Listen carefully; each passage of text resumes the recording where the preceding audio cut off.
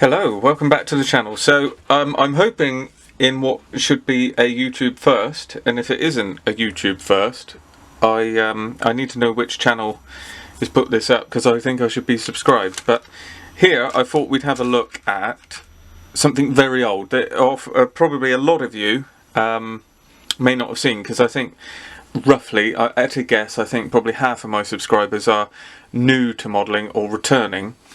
And this is quite old. So what I've got here wouldn't interest a lot of people necessarily, because there are other ways around it, but I think still to this day there is no sensible DH9 in 1/72nd scale.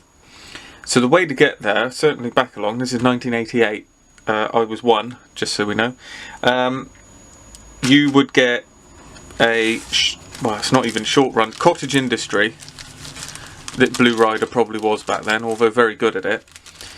Bizarrely, looks like injection moulded. So I don't know how they put that together. Recessed panel lines, incredible.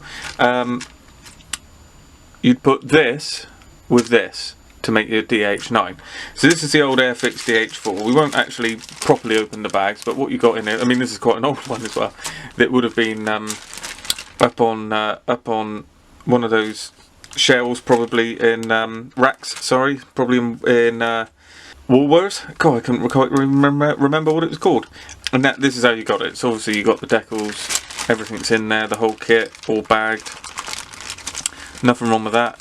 Hell of a dihedral there. But I think that's looking like what we should want. So what we're going to do is really bring these to this. And that's how you make your conversion.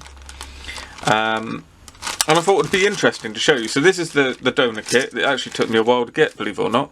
This, well, this was just a picture on Scalemates for probably 3 years of me knowing it was around. And I just brought it up at club. I can't remember what we were talking about. We're having a bit of it when we sit round the table and we all sort of chat. I mentioned about this, and a chap in the club called Peter said he might have it. Didn't expect him to actually give me one. I think he said, well, that's one of 3 that he's got, so he can let one go. So, I mean, this is the sort of thing you're just not going to see now, for obvious reasons. I mean, there wasn't probably a lot made in the first place, and 1988, well, how many are still around? So I'm very glad to have this. So what you get is, obviously, it's a bit crude because of how it's been made, but if you actually consider how it's being made, I think it's rather impressive, especially for it to be recessed, which at the time it wouldn't have been.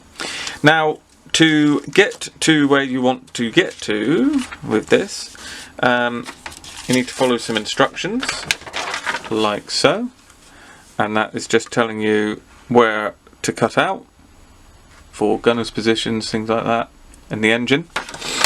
And then, usual stuff, make the 2 halves, like so, and then put the Airfix kit around it. Back then it wasn't resin, well, not as easily. It's usually more like white metal, and what we've got here is a bag of white metal which has all the necessary small components that you need that would be quite difficult to make out of plastic at the time. So I've got a new propeller, and we've got the rear gunners section there, which also then takes the machine gun mount, sorry, and then machine gun of 2 types. In fact, I think there might be a forward firing and a rear firing, so I think that's the forward firing Vickers, and then this I think is Lewis gun, possibly, and then this is a Vickers, but I don't know specifically. What does it say?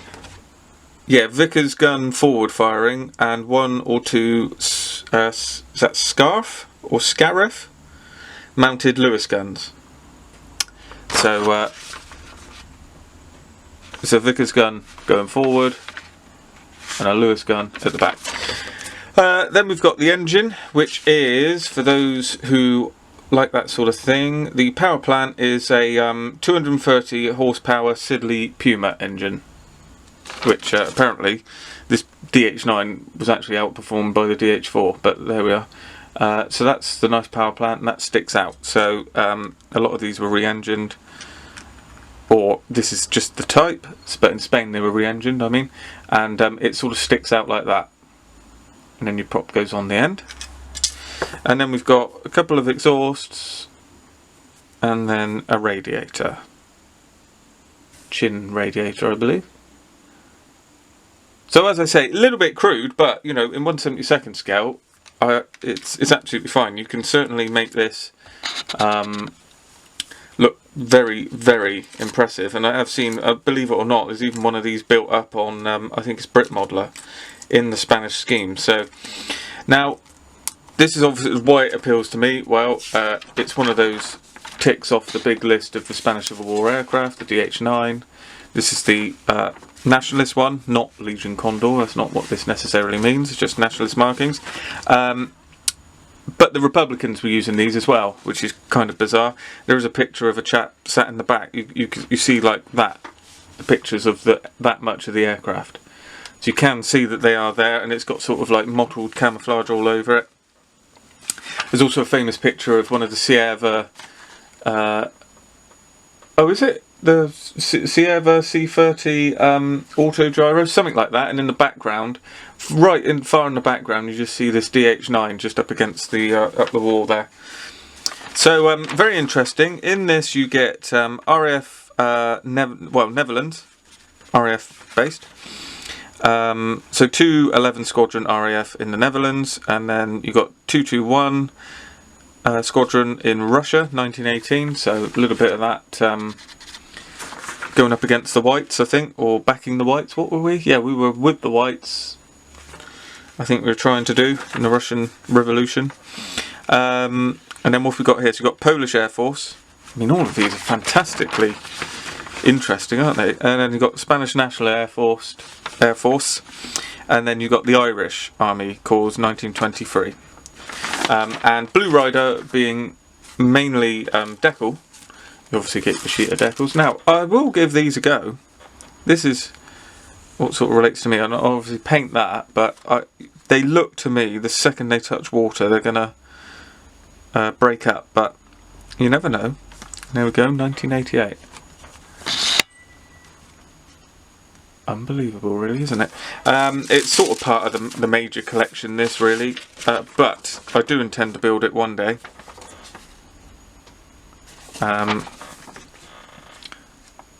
When that is, I mean, I've brought it back because it's in contention. You know, I've had a good time up at Telford, looked at the table and thought, well, you know, I should probably try a bit harder with some of these things. Obviously, if I was to build this one, we would certainly do it on the channel, just for the sheer audacity of it, I think. But I'm not making any promises. One day, so stay tuned, as it were. But yeah, one day I will be looking to give this a go. Whether that's this year, next year, not sure. But like I said, you will be the first to know. But it's certainly an interesting thing to share, which is what I thought I'd do. And something of interest. It just shows you how, you know, how it used to be done, well, and is still being done to one extent. The chap that gave me this, it usually makes one-offs and scratch builds out of wood as well. It's fantastic stuff in 72nd scale. So there's a lot of different types of modelers out there. It's not all get yourself the brand new Airfix kit and off we go. And that's important to remember. So fantastic little couple of kits there. Hopefully that's of interest. And if any of you built something like this, you know, let me know down in the comments. And obviously, if there is another channel that has put this up, please do link them down below, because I think they'd be very much my cup of tea. So as usual, thanks for watching. I'll see you in the next video.